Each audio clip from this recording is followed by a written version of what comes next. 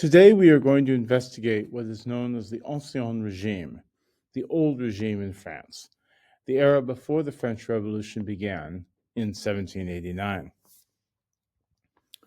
The place which symbolizes the Ancien Regime more than anywhere else for me is the Palace of Versailles, seen here. The palace and the unique atmosphere developed within its walls was created by France's great king, Louis XIV. He was King of France for 72 years, a reign which remains the longest in European history. Louis' slogan was L'État c'est moi, meaning I am the state, or the state is myself. And his Palace of Versailles is the architectural expression of that philosophy. Versailles' construction began in 1661, when Louis reached his age of majority and began ruling without a regent. Up until this time, the French court had had no permanent home. Rather, it traveled throughout central France, moving between different palaces. This was the way that French kings had kept tabs on the nobility in different parts of France and who was doing what. Louis's idea, however, was different. What he wanted to do was gather all the nobility together in his own grand palace and give the French court a permanent home. This would allow the king to keep tabs on the nobility even more effectively and even more efficiently. Here's an aerial view of the palace and its 700 rooms, which was finished in 1682 and accommodated some 10,000 people. The center core of the palace was originally a hunting lodge built by Louis's father. But given all of the changes that Louis XIV made, it's hard to imagine the place as a small hunting lodge. When I was last there, however, I looked out a window in the oldest part of the palace and noticed this statue. It's the only evidence I've ever seen of Versailles' original origins and intent. Throughout all of the remodelings and the expansions, Louis chose to keep himself at the palace's very center, however. Louis's bedroom was through the three rounded windows on the second floor, right in the middle of the middle. This, too, is an important symbol. The overall style of the palace is French Baroque, and the completed renovations in 2012 allow us to see that Baroque even better thanks to the restoration of all the gold leaf. Here is a view from the balcony of Louis's bedroom from a painting that was done in 1690. Versailles is about 12 miles southwest of Paris, and the road stretching before you still leads there. Note that this is very much a palace and not a castle. There are really no defensive structures to speak of. Architecturally, what Louis is saying is that he has no fear of invading armies or of his own citizens. This decorative fence isn't for protection. It's more for defining exclusion. And exclusion was a highly prized value in Ancien Regime society. This is Louis's bedchamber, and as you can see, almost everything in it is made of gold and gold leaf, right down to the thread that was used to make the fabric on the canopy over the bed. This is symbolic of the relative wealth of France, which, by the way, was Europe's most populous nation by far in the 17th century. In fact, it was 4 times larger than England and 5 times larger than Spain. This room also becomes symbolic of the way that Louis chose to use his nation's wealth. Here's a portrait of the man himself, and despite his pomp, he was actually a very vigorous man who slept only 6 hours a night, rarely got sick, and who went for every afternoon for a walk or a hunt, regardless of the weather. Louis was also a deeply secretive and hardworking man.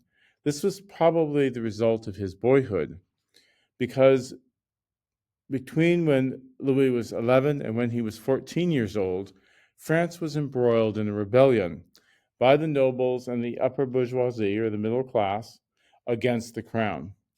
This conflict was known as the Fronde. During this period, Louis was constantly moved as factions ebbed and flowed as the military situation changed.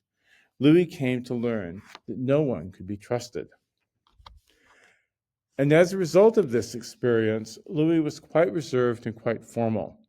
And from the start, he was deeply concerned about his reputation. He wanted to leave a legacy of glory and greatness, and he went to great lengths in order to fortify these. Once the court formally moved to Versailles and all of France's major nobles were required to live there, Louis perfected the art of distributing favors. Serving him became an honor, something of prestige, because this is what determined access to Louis. So here we see Louis rising out of bed and being attended to by the nobles of France. He's not being served by servants. So someone had the honor of bringing the king his bathrobe or his dressing gown. Someone else has the honor of bringing him his shoes, and another his waistcoat or something warm to drink. And even better, Louis rotated all of these duties on the basis of whim. This kept everyone guessing and competing and serving. Imagine how many times Louis could keep people on their toes by sipping champagne out of a glass like this one. Each new sip might bring a shifting of positions or a shifting of influence and a shifting of access. And France's nobles participated gleefully in this in order to win the favor of the king. It all sounds like one great big soap opera in many ways, but prestige has a powerful allure, as I'm sure you know, and it is important to remember that all of the social games had real political ends. By keeping the nobles distracted with all things petty, by admitting some with tickets like this one to rooms or events, but not admitting everyone, Louis successfully kept the nobility from challenging his rule. This, more than anything else, is what forms the basis of the concept of absolutism. Louis did not share power with other traditional forces like the nobility or the clergy in the same way that other kings in Europe had to. Instead, all focus was on Louis himself. Again, l'état, c'est moi. And because Louis was so effective at this great political game, the nobility, quite ironically in many ways, went to great lengths to defend the system, as indicated in this statue of a nobleman defending a crown. Louis's propaganda centered around the imagery of the sun, which is why he is known as the Sun King. Nothing is greater than the sun. Nothing is more essential than its perfect positioning in the solar system. And indeed, the entire palace is used as an advertisement for Louis's greatness. There are L's everywhere. Perhaps the most famous room in Versailles is the Hall of Mirrors, the room where the Treaty of Versailles was signed at the end of World War I. In Louis's day, it was a great diplomatic reception hall, and this is a somewhat unusual view of the full length of it unfurnished. The room is almost 80 yards long. This was the first time that mirrors had been used on such a massive scale. And because of the way that mirrors were made in the 17th century, you applied silver to glass, you're essentially looking at a wall of silver that is nearly a football field long, surrounded in gold. Here's another view of the Hall of Mirrors taken from more like the halfway point, showing it semi-furnished. This room could also be used for grand parties, which the nobles would throw for Louis to impress him. That these nobles had to pay for everything and constantly sought to outdo one another was one of the reasons that the French nobility was constantly in debt during Louis's reign. Here's just a detail of a Baroque scene in the Hall of Mirrors. The ceilings of the palace offer more propaganda opportunities for Louis. Frequently, they recount Greek myths or biblical stories, and as you can see, they are over the top in terms of their emotion and expression. Again, the Baroque is everywhere. This ceiling is of the god Mercury, the messenger of the gods, And this ceiling was above one of the rooms where diplomatic news would formally be received. Letters would be opened. Again, there are allusions to antiquity everywhere. Mars was the Roman god of war, and here is the ceiling above the room where Louis declared war as Mars is riding on a chariot into battle. That there are Christian angels leading the way also become significant, as we will see in a minute. Louis was at war for most of his reign, sometimes with great success, but also with a few notable failures. This painting celebrates the former, showing a young Louis receiving the laurel crown from Nike, the winged goddess of victory. There's also an arch in Paris. It's not the Arc de Triomphe, but it does celebrate Louis's military conquests. When we think of France's borders, we tend to think of the Pyrenees, the Alps, and the Rhine River. Louis certainly saw these as the natural borders of his kingdom, but at the start of his reign, the map indicated something quite different. In 1638, France was a much smaller country.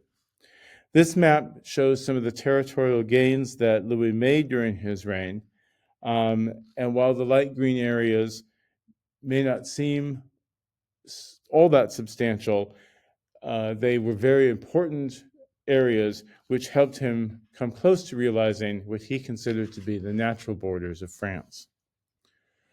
One of the reasons that Louis was able to enjoy the military success that he had was that he crafted a professional army that was equipped by the state. Gone were the days where nobles were fighting with swords and bows and arrows with men from their own lands, as they had during the Middle Ages. Instead, following the Prussian example, armies were well trained and well equipped with bayonet rifles. This becomes a particularly important feature later in the Ancien Regime. Versailles Chapel, seen here from the outside, is one of the most interesting parts of the palace because of the way it is oriented and the way masses were held. I want to use this part of the palace to talk a little bit about Louis XIV's religious policy. This is the ground floor entrance to the chapel, from which the nobles would enter. Louis, on the other hand, would enter on the balcony level above and sit in a chair above the nobles, looking down on everyone else who was invited to attend Mass that day. Note that this means that Louis is above the altar and seemingly halfway between the people and heaven. To reinforce this even more, this is the view that Louis would have from the balcony, but to reinforce this even more, Louis had the congregation face him instead of facing the altar. Louis was not, after all, going to look at the backs of all the nobles while he was at prayer. And so Louis is the intermediary between even the nobility and God. For all of his pomp, Louis was a passionately religious man, and he was a fervent Catholic who believed that France should be a thoroughly Catholic nation. The problem for Louis was that France wasn't. In fact, throughout the second half of the 1500s, France had been in a civil war between Protestants and Catholics as they fought tooth and nail with one another for control of the nation. In 1598, a king named Henry IV issued something called the Edict of Nantes. This edict guaranteed religious toleration for the Huguenots, the French Protestants, and brought the end to the wars of religion in France. For 85 years, all was well.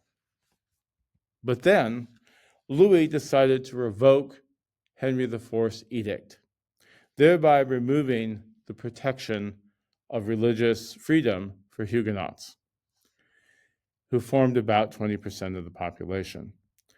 The revocation of the Edict of Nantes in 1685 was probably Louis's biggest mistake, for it created enormous resentment at home, and it triggered war against France, both by Catholic nations and Protestant nations who didn't want to risk a civil war within their own countries over religion once again. Louis, however, wasn't one to make compromises. Versailles' 3 square miles of surrounding grounds help also illustrate the character of the Ancien Regime. One of the most interesting sites is the Latana fountain. Latana was the mother of Apollo, the Greek god of the sun. And according to a Greek myth, Latana turned a group of people who prevented others from drinking water in a stream into frogs. This is the story that is depicted in the fountain. Symbolically, of course, what Louis is saying is that he too has the power to turn people who are against him into insignificant animals. And here you can see the figure on the left as the man is in the middle of the transformation process to become a frog. That is what the power that Louis wanted to show he had. French gardens are carefully sculpted with the goal of seeming to control nature. For me, this is another reminder of the rigid formality of the French court under Louis, that he was out to control both man and nature.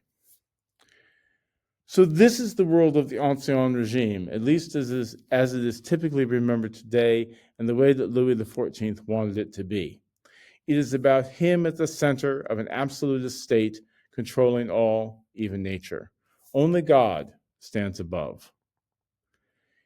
It is about a deeply entrenched conservatism based on a rigid social hierarchy. And all of it is wrapped up in a Baroque style that affirms expressive grandeur, glorious power, and celebrated decadence. But as we shall see next time, all is not as it appears. Social tensions are growing, economic pressures are building, and intellectual ideas are blossoming. The Ancien Regime is not long for this world.